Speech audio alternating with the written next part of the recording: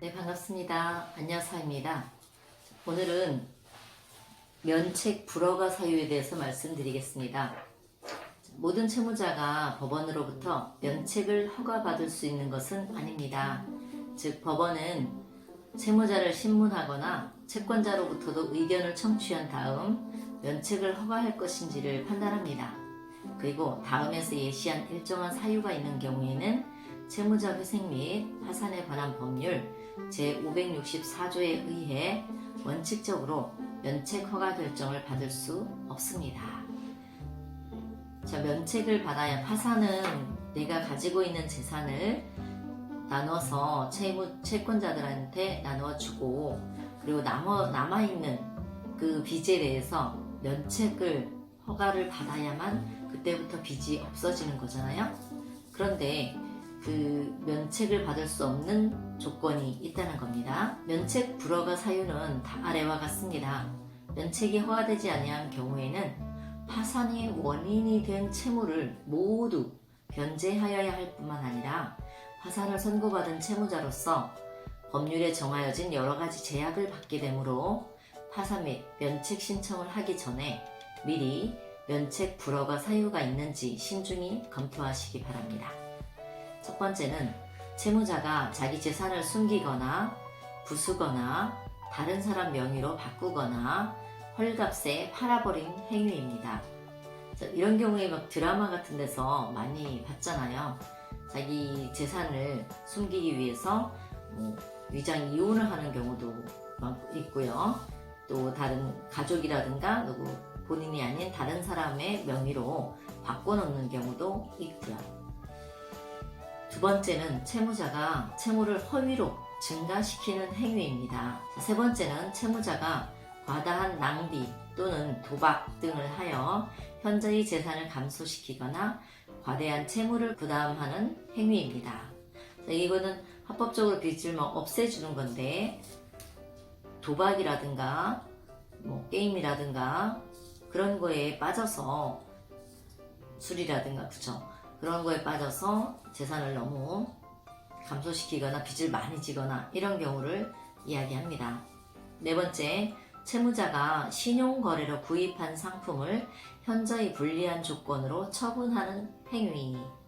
뭔가 의도가 있겠죠. 의도가 있는 걸로 보기 때문에 이런 경우, 신용카드 예를 들어 깡을 한다든가 그런 경우가 해당되겠죠. 5번입니다. 채무자가 파산 원인인 사실이 있음을 알면서 어느 채권자에게 특별한 이익을 줄 목적으로 채무자의 의무에 속하지 않거나 그 방법 또는 시기가 채무자의 의무에 속하지 않는데도 일부 채권자에게만 변제하거나 담보를 제공하는 행위.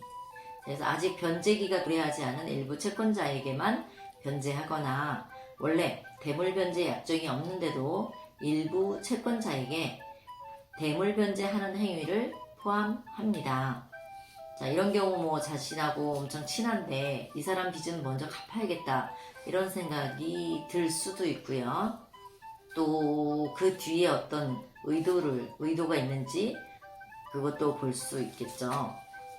여러 가지 원인이 있겠지만 일부 사람에게만 이렇게 변제를 먼저 하거나 그렇게 되면 다른 채권자들에게는 불리한 정황이 되는 거죠. 6. 채무자가 허위의 채권자 목록 그 밖의 신청 서류를 제출하거나 법원에 대하여 그 재산 상태에 관하여 허위 진술을 하는 행위. 7. 채무자가 파산 선고를 받기 전 1년 이내에 파산의 원인인 사실이 있음에도 불구하고 그 사실이 없는 것으로 믿게 하기 위하여 그 사실을 속이거나 감추고 신용거래로 재산을 취득한 사실이 있는 때. 8. 과거 일정 기간 내에 면책을 받은 일이 있는 때. 개인 파산 면책은 7년이고요. 개인 회생 면책은 5년입니다. 면책의 효력에 대해서 말씀드리겠습니다. 면책을 받으면 뭔가 혜택이 좀 많이 있겠죠. 그래서 면책을 받으려고 사람들이 많이 노력을 하고 있습니다. 첫 번째, 채무자에 대한 효력입니다.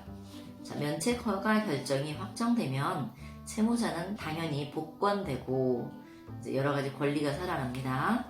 공사법상의 신분상 제한이 소멸됩니다.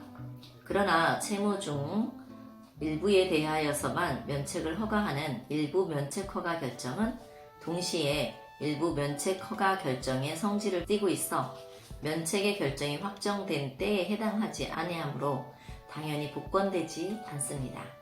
일부 면책 허가 결정을 받으신 분은 면책받지 못한 채무를 변제하신 후 복권 절차를 신청함으로써 파산 선고로 인한 불이익을 제거할 수 있습니다. 자, 두 번째, 파산 채권자에 대한 효력입니다. 채무자는 면책 허가 결정이 확정되면 파산 채권을 변제하여야 하는 책임이 면하게 됩니다. 면책 결정, 자, 일부 면책은 제외되고요. 면책 결정이 확정되면 한국신용정보원 신용정보관리규약 제6조 5항에 의하여 연체 등 정보는 해제가 되나 파산으로 인한 면책 결정 사실이 특수기록 정보로 7년간 등록됩니다. 면책 결정이 확정되면 법원은 한국신용정보원에 면책 결정 확정 통지를 하게 되므로 이를 통하여 면책 결정 확정 후 채권 금융기관의 추심 행위는 상당 정도 억제될 수 있을 것입니다. 면책 결정이 확정된 이후 파산 채권자가 면책된 사실을 알면서 채무자의 재산에 대하여 강제 집행, 가압류 또는 가처분을 한 경우에는 채권자를 금 500만 원 이하의 과태료에 처할 수 있습니다. 그 다음에는요, 면책에서 제외되는 채무가 있습니다. 모든 빚이 다 사라지는지 알고 있었는데요. 그게 아닙니다. 자, 면책 허가 결정이 확정되더라도 다음 각 청구권에 대한 변제 책임은 소멸되지 않으므로 채무자는 이를 계속하여 변제하여야 합니다.